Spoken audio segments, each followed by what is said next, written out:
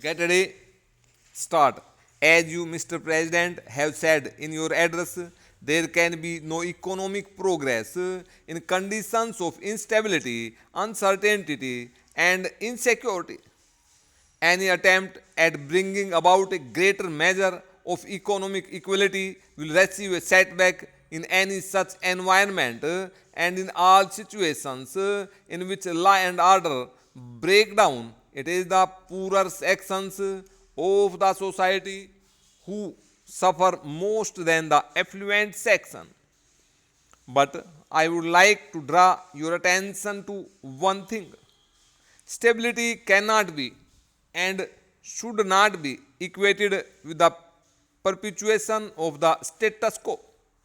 Stability cannot be brought about if the present inequalities are allowed to remain or to grow.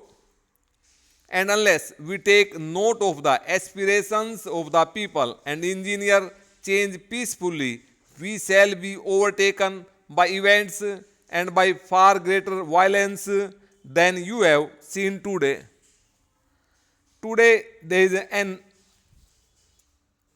an atmosphere of restlessness in our country and also in every other country in the world and even in the most affluent of societies, as you may have noticed in the media. And countries that were quite until recently considered to be heavens of peace and prosperity do not seem to be quite so now.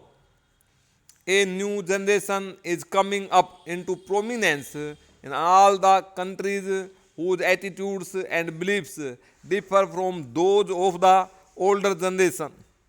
In all spheres of life, therefore, whether it be politics or business and industry, we must take note of this new development and refashion our policies and programs so as to respond more readily to the needs of the changing times.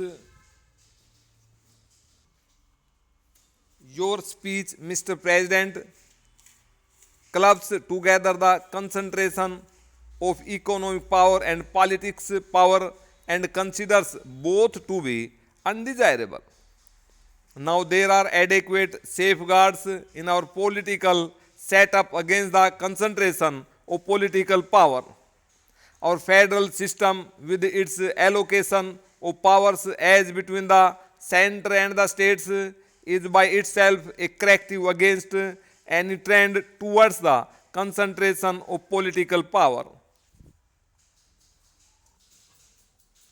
We have now the phenomenon of different political parties holding power in different states.